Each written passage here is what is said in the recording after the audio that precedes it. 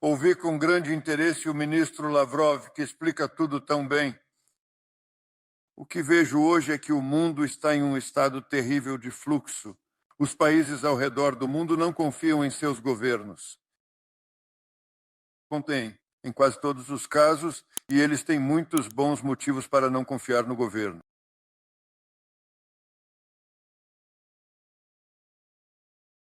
Não é preciso contar nada. E posso lhes dizer que naquela época, sob a administração Biden,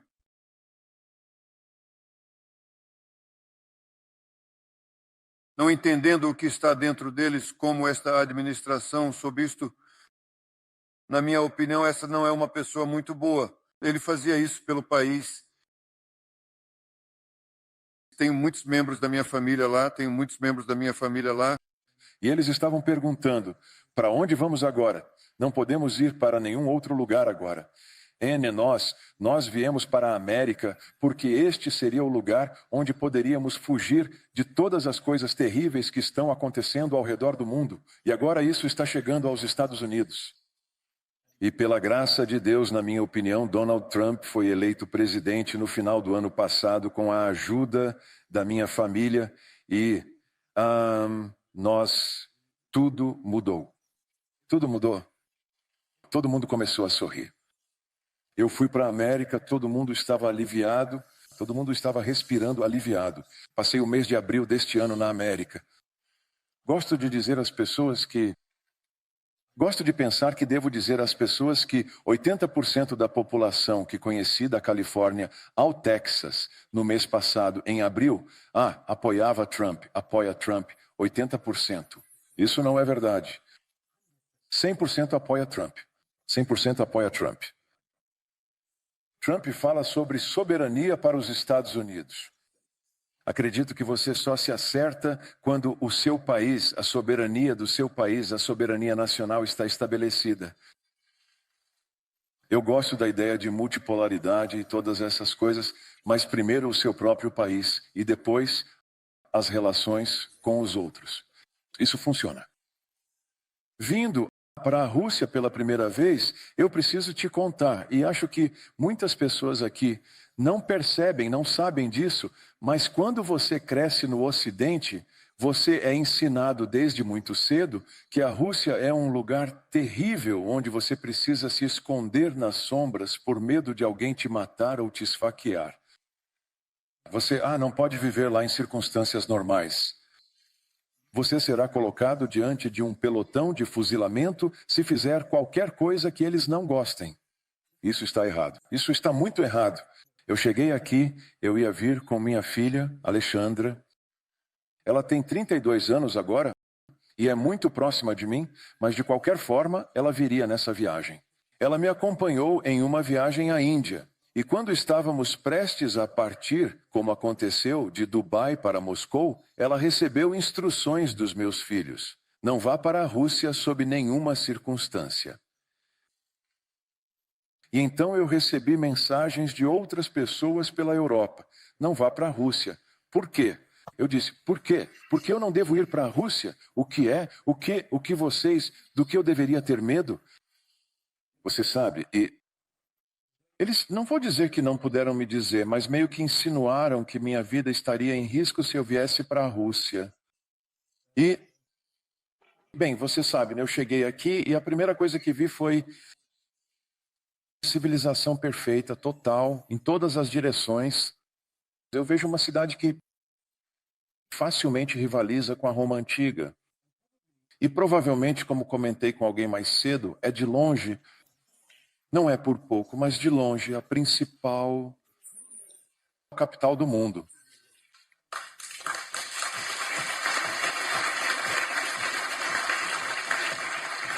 E não digo isso levianamente. Quero dizer, você sabe, eu sou uma pessoa crítica. Sim, então eu gostaria de dizer ao ministro Lavrov que sempre gostei de vê-lo na televisão. Ele sempre tem algo bastante engraçado para dizer. E por isso sempre gostei de vê-lo na televisão. Ele sempre parece sair vencedor. E Então, o que eu gostaria de sugerir a ele é: como podemos mudar a percepção do Ocidente sobre a Rússia? Porque eu acho que provavelmente, se não for a melhor, é uma das melhores comunidades do mundo que já vi.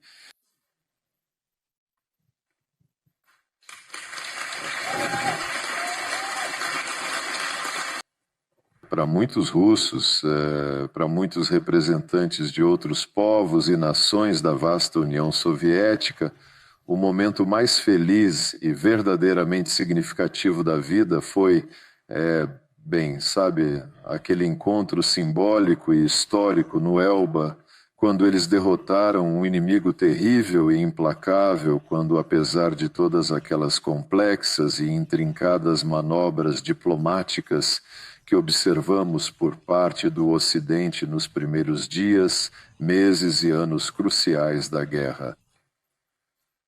Sim, havia ajuda, Lend-Lease e assim por diante, mas não era de graça. E o ponto principal é que, bem, eles esperavam ansiosamente, especialmente os britânicos, esperavam para ver exatamente quando e de que lado iriam entrar na guerra. E, claro, isso foi se acumulando e restou a desconfiança.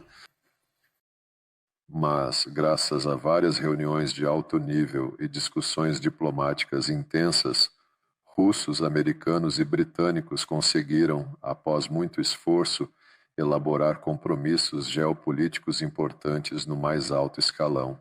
Ali havia, sim, um cálculo frio e um equilíbrio delicado de interesses pessoais e coletivos. Mas eu nunca vi nada que incorporasse mais plenamente a verdadeira felicidade do que as imagens históricas do noticiário Encontro no Elba.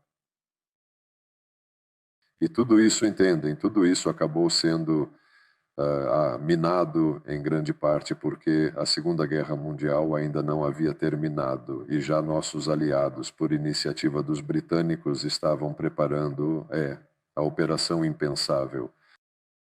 Mas pelo menos eles entendiam que atacar a União Soviética era exatamente isso que eles estavam fazendo, preparando esse ataque, que isso era impensável. Mas mesmo assim a direção do pensamento já havia sido definida. E depois veio o discurso de Fulton de Churchill e a Guerra Fria e a Cortina de Ferro.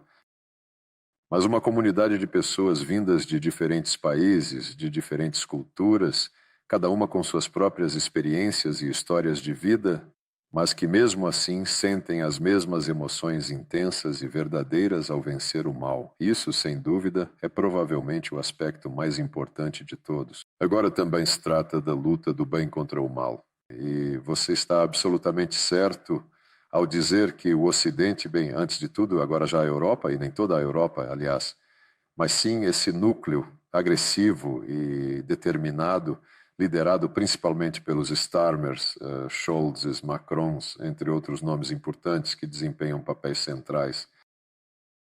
Eles simplesmente querem, além de estarem lutando contra nós, fornecendo à Ucrânia armamentos de alta precisão e alta tecnologia que os ucranianos não conseguem operar, ou seja, quem opera são cidadãos daqueles países que fornecem essas armas.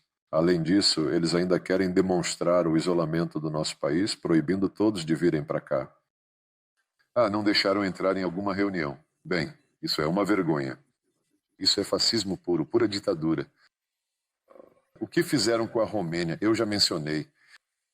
E provavelmente ainda vão fazer coisas parecidas. Agora, um aspecto interessante me veio à cabeça. Todos esses países têm embaixadores em Moscou.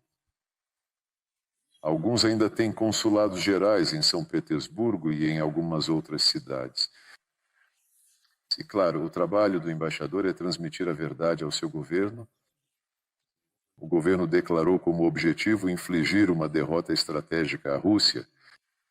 Os embaixadores são obrigados a relatar como essa tarefa está sendo cumprida no terreno, ou seja, no território da Federação Russa, contra a qual foi declarada uma guerra para derrotá-la. Eu não sei como o que os embaixadores transmitem, mas sobre algumas coisas nós podemos contar. Bem, em primeiro lugar, quer dizer, não em primeiro lugar, já que eu tenho apenas um exemplo. Há um ano, em maio de 2024, nós simplesmente pensamos em nosso ministério e decidimos não responder com a mesma grosseria às regras que os países anfitriões na Europa impuseram aos nossos embaixadores. Eles simplesmente não os recebiam, salvo raríssimas exceções, quando era necessário expressar algum protesto indignado. E antes do início da operação militar especial, tínhamos a prática de nos reunir 2 vezes por ano com todos os embaixadores da União Europeia, alternando entre a nossa sede e a deles, para discutir durante um almoço de trabalho todos os assuntos de interesse. E nós decidimos convidá-los em maio de 2024, simplesmente para perguntar a eles de maneira direta, assim, sem nenhum anúncio prévio: agora isso já não faz diferença. Afinal, o que eles não entendem do que está acontecendo? Porque claramente as capitais desses países não demonstravam estar cientes do que estava acontecendo e de qual resultado a sua agressão contra a Rússia teve, de qual efeito isso causou e está causando na liderança russa, no povo russo. Bem, nós convidamos todos, incluindo o chefe da representação da União Europeia. Data-hora. De repente, alguns dias antes do evento marcado, recebemos uma resposta deles dizendo que receberam instruções de suas capitais para recusar esse convite. Ou seja, para a Europa, naquele contexto histórico, não importava qual era o resultado naquele momento de sua política totalmente beligerante e agressiva, pois o mais importante para os países europeus era manter sua postura firme e continuar seguindo seus próprios interesses estratégicos, independentemente das consequências imediatas que pudessem surgir dessa atitude. E proibiram os embaixadores de se moverem. Eu mencionei isso publicamente. Depois disso, soubemos que eles estavam se reunindo com o representante da Comissão Europeia e decidiram, então, responder à minha crítica pública. Decidiram redigir um documento oficial que depois seria publicado e nele, no rascunho que foi distribuído, dizia-se claramente que nada disso era, de fato, verdade.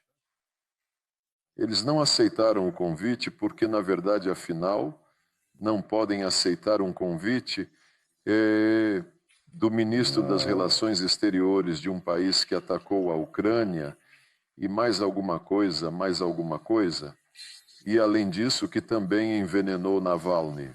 Acontece que é assim.